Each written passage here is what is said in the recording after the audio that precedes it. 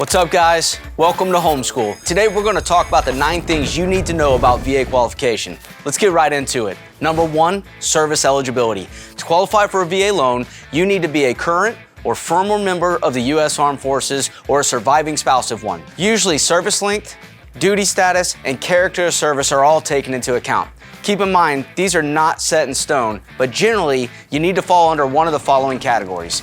90 days of consecutive active service during wartime, 181 days of active service during peacetime, more than 6 years for the National Guard or Reserves, or you are the spouse of a service member who has died in the line of duty or was the caregiver of a 100% disabled veteran for a certain period of time. Number 2, the Certificate of Eligibility, also known as the COE.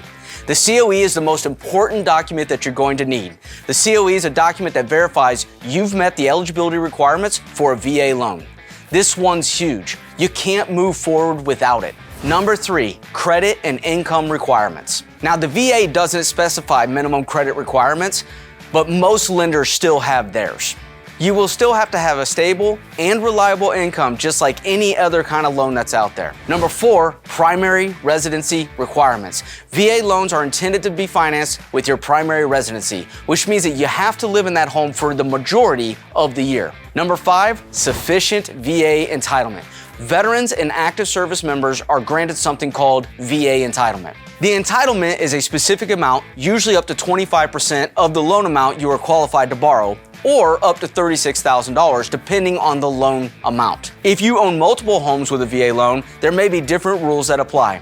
Number 6, property approval. Each VA loan needs to meet the VA's minimum property requirements. A VA-specific appraisal is usually conducted to make sure all of these standards are met. Number 7, Reserves and National Guard.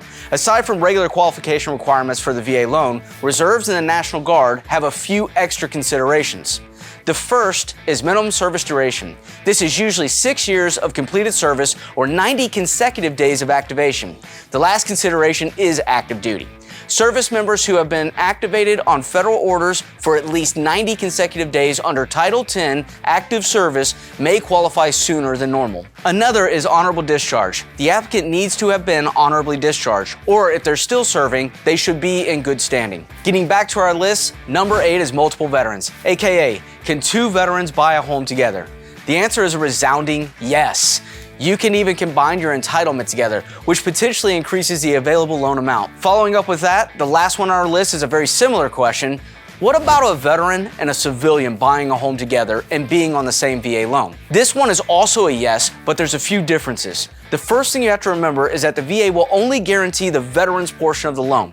This means that the civilian portion will require a down payment. Another thing to keep in mind is that some lenders will have specific policies and requirements for this type of loan. Ready to get started? Your next objective is to call loanDepot and let's talk VA mortgages. Class dismissed, guys.